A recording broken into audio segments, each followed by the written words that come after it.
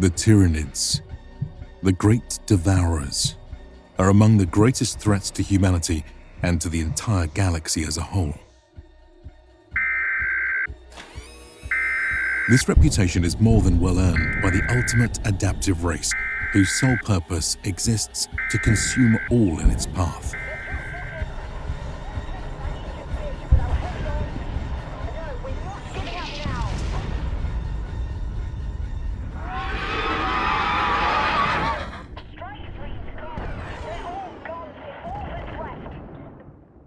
But, unlike their rivals, this capacity comes not from any cultural, economic, or technological advantage.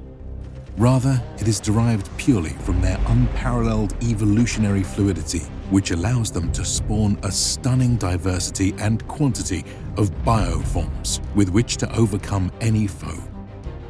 These range from the smallest of microbial spores to the largest of multi-kilometer spacefaring hive ships.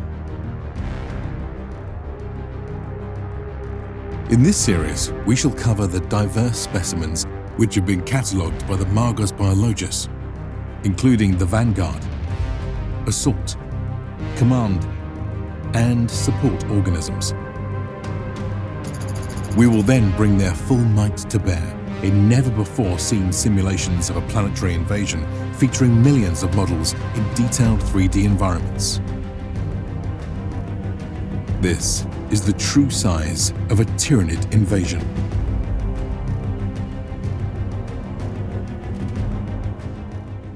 So I hope you guys are enjoying this content as much as I have been. It turns out the True Size series and 40K is just a match made in heaven. It's got an art production team, super excited. They're already working on some future episodes. So we have 40K on the mind, and I've got 40K in the pocket because I've been playing a lot of Warhammer 40K Tacticus, which is today's sponsor. Now, I've actually been playing this game for quite a while. I really enjoy it, and I actually reached out to them. It turns out that the team at Snowprint Studios is actually a fan of ours, they're viewers, and so it was a really nice collaboration, and they're willing to support us. Now, as for the game itself, it stands out for two major reasons. One, it's fun. Two, it's fair. So let's get into these. For fun, it's because this is a really open, crunchy, tactical battle. The way it plays out is you essentially have a hex-based battlefield where you deploy your troops against a range of enemy forces. The battlefield is very dynamic. Line of sight matters, character movement matters, range of weapons matters, the type of terrain matters. It's all really important and it makes for really great replayability.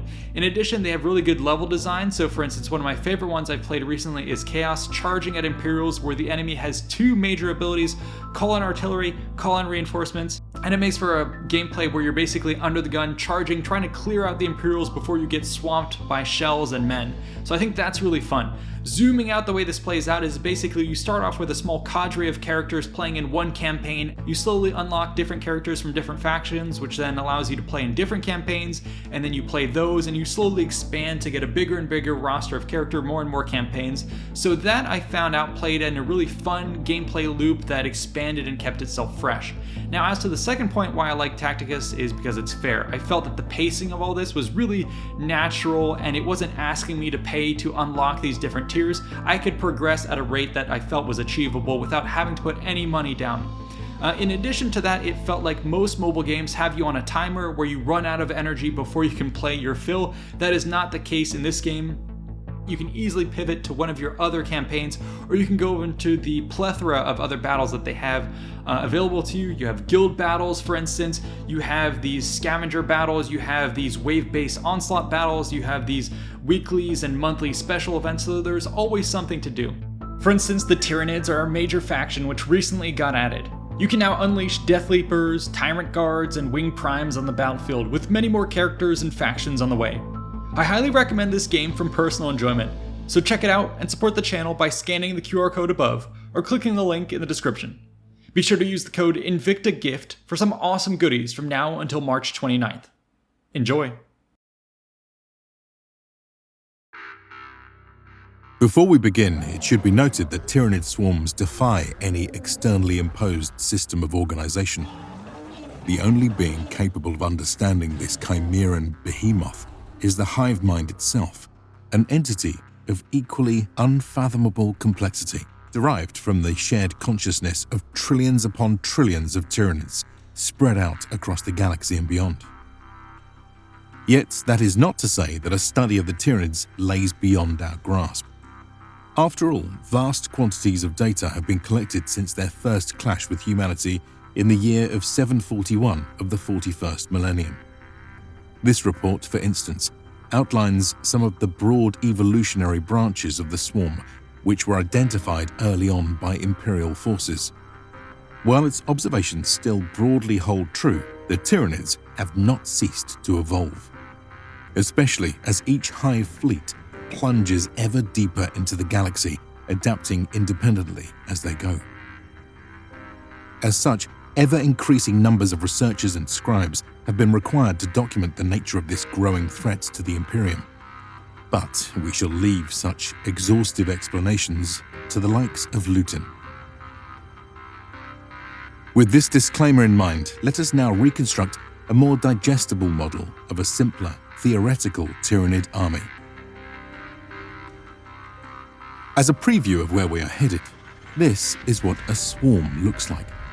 Millions of creatures spanning dozens of species and their countless variants, bearing down upon outnumbered and outgunned defenders.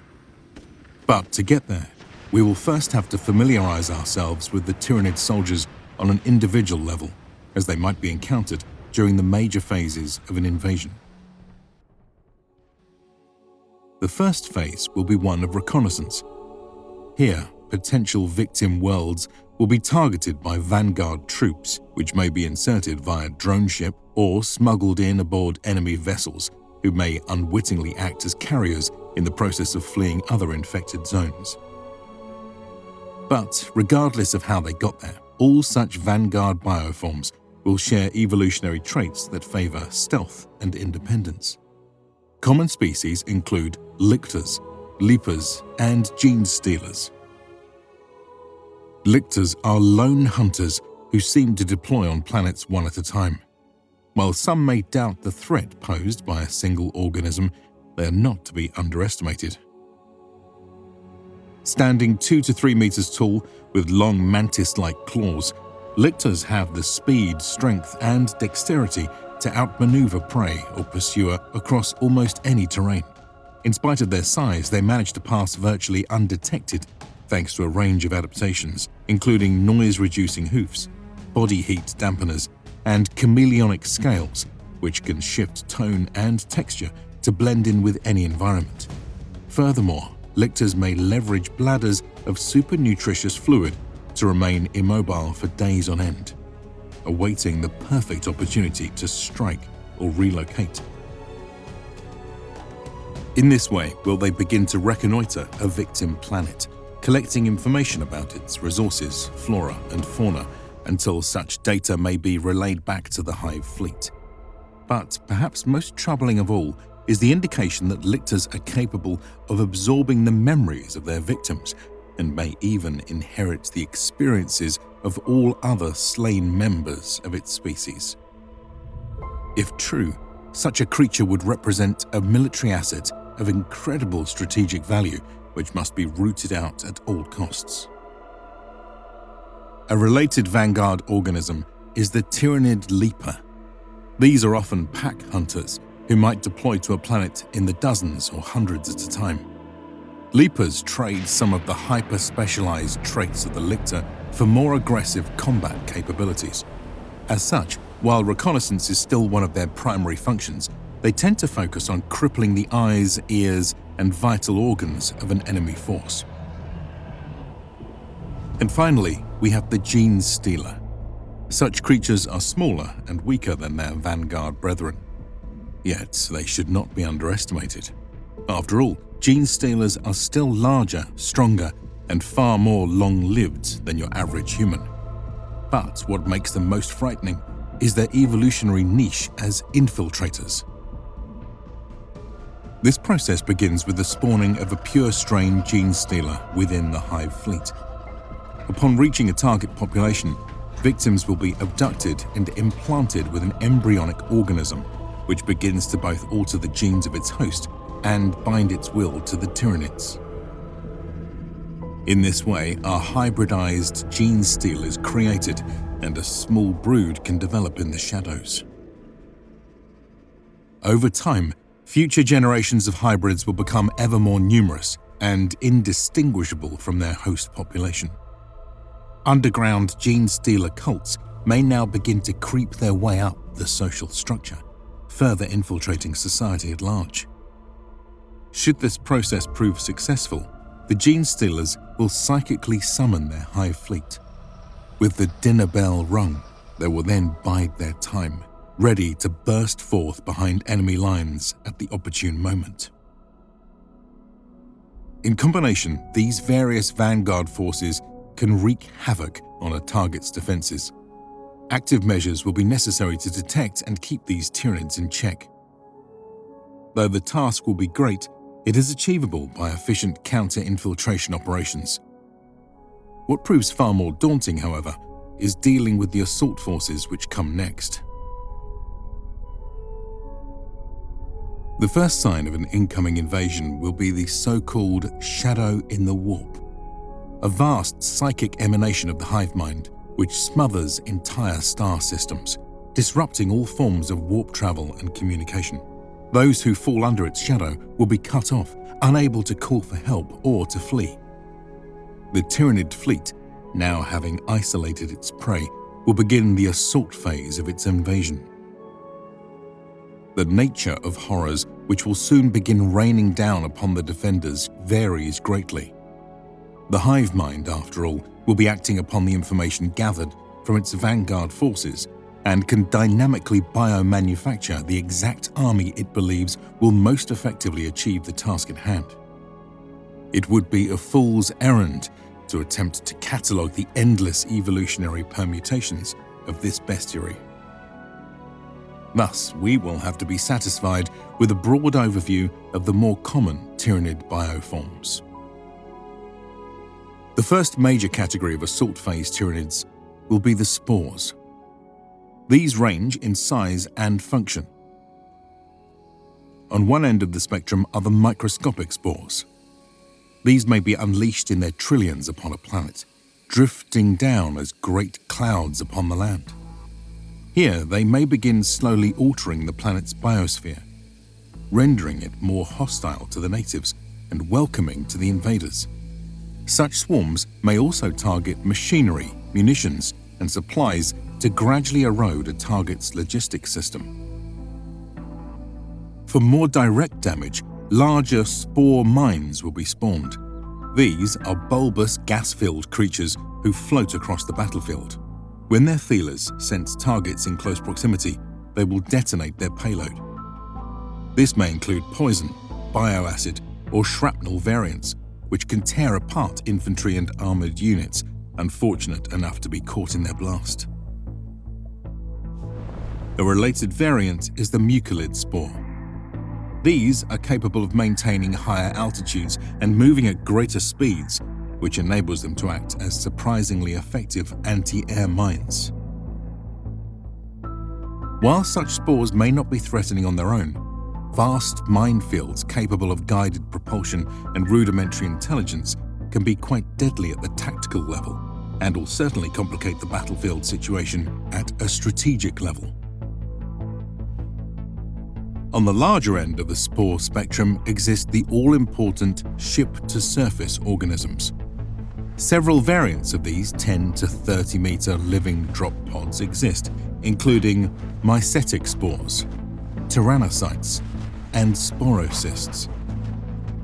All share rather similar morphologies that feature huge chitinous shells, which help withstand the stresses of entry, as well as organic flaps, which deploys air brakes to slow the pod down just enough for a controlled crash landing. At this point, the bioforms within, be it a few dozen human-sized creatures or a singular multi-story beast, will spill forth onto the battlefield. With this step accomplished, mycetic spores will end their life cycle. However, the more biologically complex tyrannocytes and sporocysts have yet another purpose to serve. The former now begins filling with gas and will soon be airborne once more, raining death upon nearby enemies with ranged biocannonry. Sporocysts, on the other hand, will burrow further into the ground, where they can then use their numerous organic chimneys to begin pumping out endless waves of smaller spore forms. Having thus covered the major types of spores, we can move on to another branch of the Tyranid assault species, the Gaunts genus. Standing roughly 1.3 meters tall and 2.5 meters long, Gaunts are the basic combat unit of the Tyranid Swarm. They are cheap and expendable, but with enough numbers and flexibility to overcome most defenses. Many variants exist, but we will once more have to restrict ourselves to just a few, namely the Hormogaunts, Termagants, and Gargoyles. Hormogaunts are the close combat specialists. Wielding massive, scythed talons, they run at incredible speeds with the agility to bound over obstacles and turn on a dime in pursuit of their prey.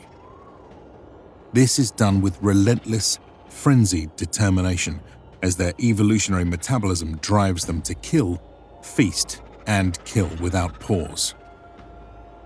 Pain will not stop them, nor will most small arms fire, as heavy carapace and multi-organ redundancy keeps them moving whilst sustaining all but the most crippling of damage.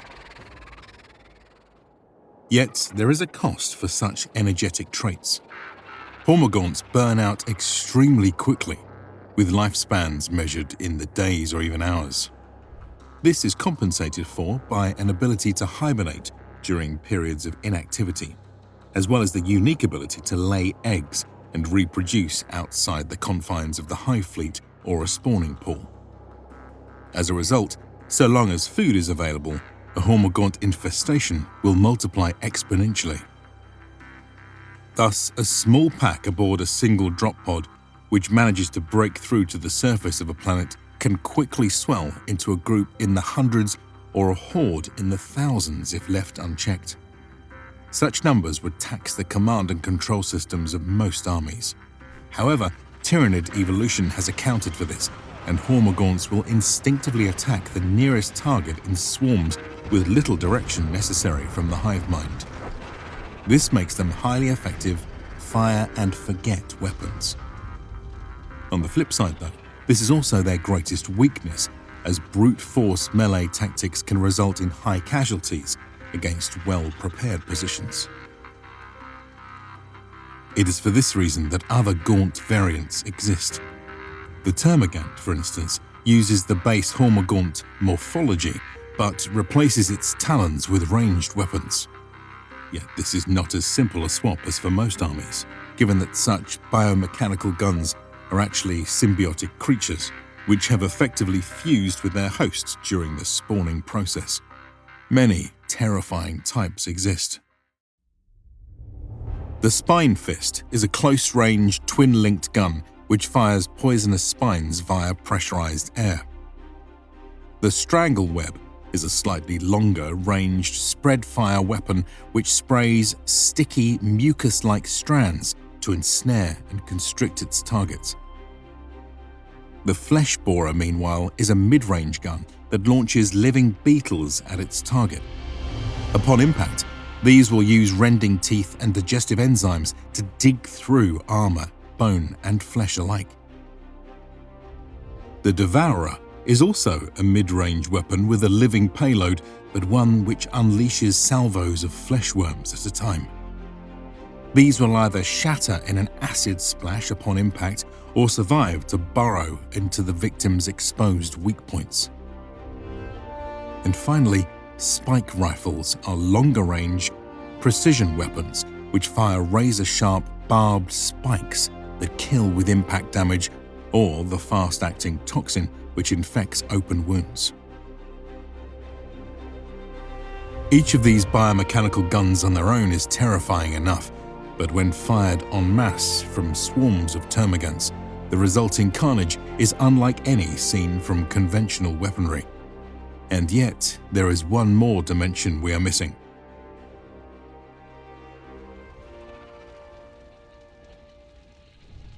Gaunt variants also exist which have taken to the air. These so-called gargoyles, are effectively termagants with wings, albeit with slightly smaller bodies and atrophied lower legs to improve their flight characteristics. Individually, such beasts are said to be more skittish than their peers, preferring to skirmish. However, when they assemble in vast clouds to strike a target from all directions, the behavior of the group as a whole is anything but relentless. Yet more gaunt variants and specialist bioforms exist to fill the evolving needs of a Tyranid army on the assault. For now, however, we will move on to other species which serve as important pillars to the greater operation of the invasion force.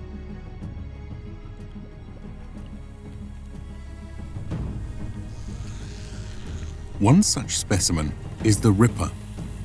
These half-meter-long, maggot-like creatures have evolved with a singular purpose: to consume biological material. Following close behind assault troops, they scour the battlefield to devour fallen friend and foe alike. Over the course of an invasion, great swarms will pick clean the land, ingesting all the biological material in their path before throwing their bloated bodies into reclamation pools for easy digestion and reabsorption by the Hive Fleet. But the coordinated activities of all such assault forces would not be possible without the warrior class. Standing about 5 meters tall, these hulking bioforms are protected by thick carapaces and boast powerful limbs capable of wielding both melee and ranged weapons. The former includes scything talons, bone swords, and lash whips, while the latter includes equivalent or heavier variants of the gaunt weapons we previously mentioned. All of this makes such creatures formidable battlefield soldiers. Yet what makes them truly invaluable assets in the swarm ecosystem is their role as Tyranid officers. To some extent, they function similarly to traditional leaders, assessing battlefield situations and directing surrounding forces. But where they differ is in their ability to communicate with their kin, not through language, but by a synaptic form of telepathy through which they relay and channel the will of the hive mind. In this way are the efforts of lesser creatures brought into unison. Should this link be severed, however, they will revert back to their base biological pre-programming until a synaptic connection is re-established. Thus, to preserve this all-important hub of command and control, multiple Tyranid warriors can often be found in clusters across a battlefield, surrounded by Gaunts with an instinctive drive to defend them at all costs. For additional redundancy, other bioforms are also capable of stepping in as synaptic amplifiers. One notable example is the Zoanthrope. Evidence points to this species having been developed as a hybridized form of the warrior species mixed with Eldar DNA. This has granted them impressive psychic abilities with which to not only convey the will of the hive mind, but to unleash powerful defensive and offensive capabilities. Having thus reviewed the basic combat forms of a Tyranid swarm, let us now explore what a first wave assault may look like. The situation is as follows. Several months ago, infiltration bioforms were seeded onto a fringe Imperial world. These have gone unnoticed by the understaffed and inexperienced garrison forces. As this hidden threat festers, the vanguard of the Hive Fleet has reached the planetary system. Some resistance is given, but the unprepared orbital defenses are quickly swept aside. The invaders now reach the atmosphere. Armed with intel from their vanguard forces, they now set about targeting the most vulnerable ground positions. One of the many initial objectives is this outpost of the Imperium. It stands just a few dozen kilometers out from the local garrison fortress. Housing important sensor and communication networks, it serves as a valuable node in the region's defensive network. This infrastructure is defended by bunkers and entrenchments which bristle with men, vehicles, and turrets. Around them begins to fall the first rains of what will soon be a deluge of Tyranid invaders. Already, clouds of anti-aircraft Mucilid spores drift into position above launch pads, while anti-vehicle and anti-personnel mines begin to choke off the lines of retreat and reinforcement. As the defenders rush to man the guns, they find many of their systems sluggish or impaired on account of some undiagnosed growth taking hold of the equipment. To make matters worse, chaos breaks out to the rear.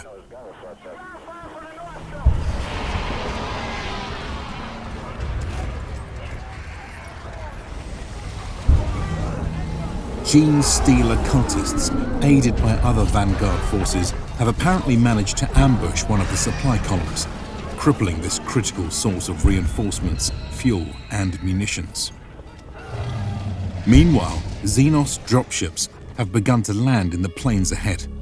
Though some fall to bursts of anti-aircraft fire, this barely makes a dent in their numbers. Soon, thousands of combat forms begin to spill forth.